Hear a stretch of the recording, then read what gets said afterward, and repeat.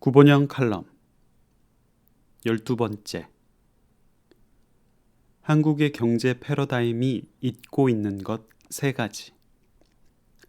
한국경제. 어떤 기업이 좋은 기업인가? 기회가 있을 때마다 여러 집단의 직장인들에게 물어보았다.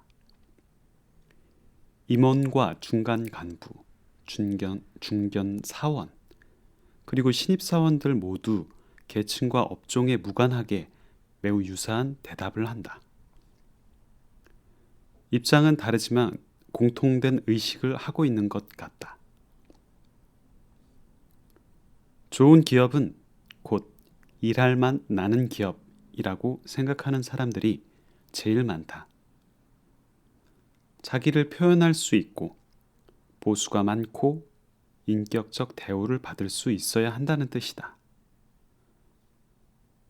다음으로 경영의 성과를 친다. 성장률이 높고 매출이 많고 순이익이 높은 회사, 그리고 주가가 높은 기업이 좋은 회사라는 것이다.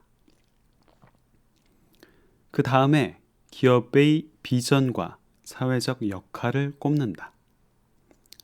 장래성이 있고 지역 사회에 봉사하고 공해를 유발시키지 않고 이미지가 좋은 회사가 훌륭한 회사라고 믿고 있다.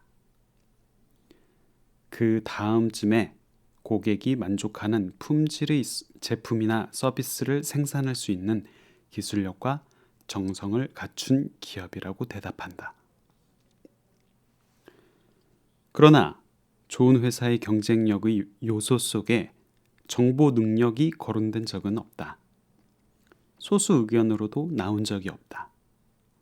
재미있는 점은 질문의 형식을 바꾸어 신속하고 정확한 정보는 기업 경쟁력에 중요한가? 라고 물으면 이 질문에 대한 답은 그렇다이다.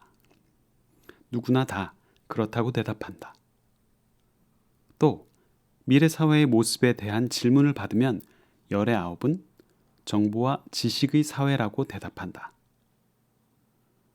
개인이 인식하는 개념의 차이는 있겠지만 이들은 주저하거나 망설이지 않는다.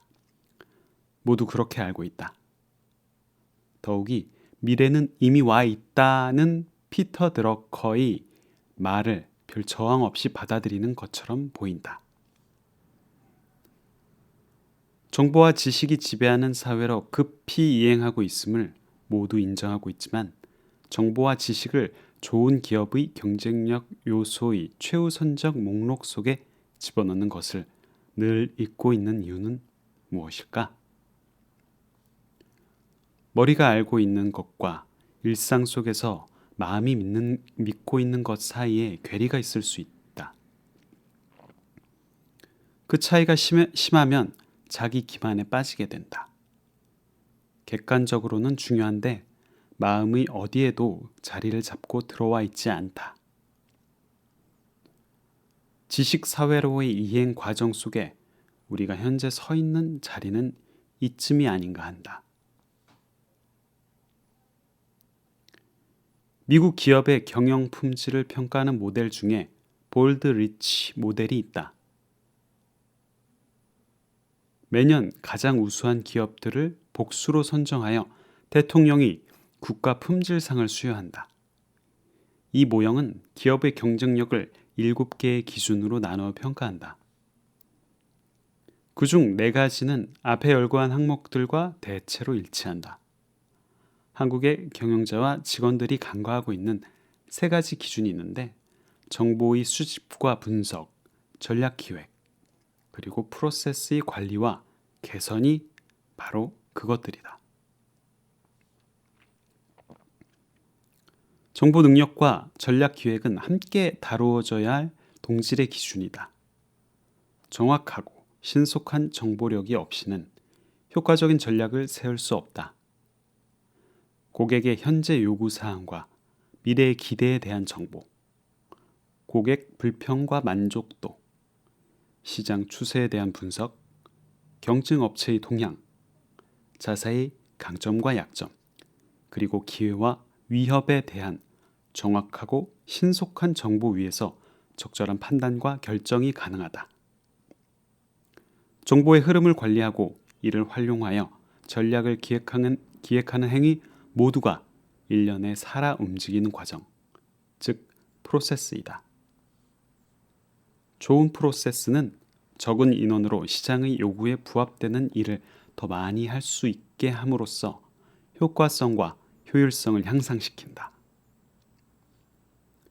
몇 년 전 미국의 한 유수한 컨설팅 업체가 뒤늦게 한국에 진입하면서 시장 조사를 했다.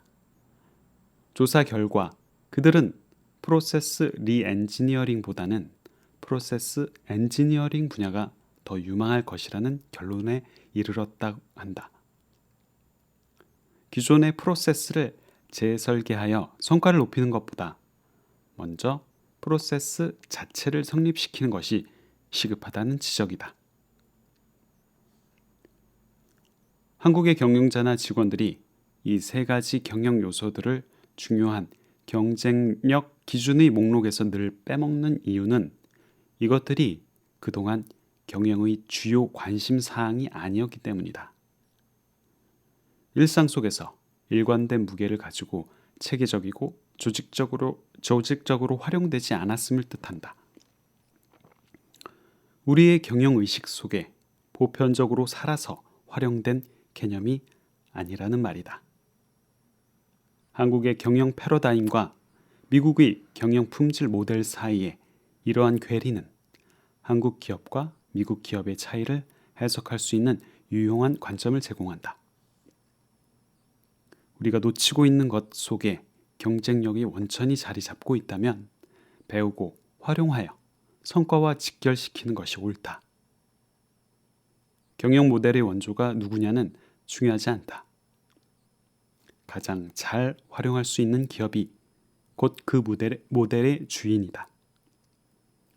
모델이 존재하지 않는 사회에서 스스로 새로운 모델이 되는 것. 이것이 창조적 경영의 관건이다. 창조는 모방과 변형, 그리고 파기와 혁명의 과정을 의미한다. 구본영 칼럼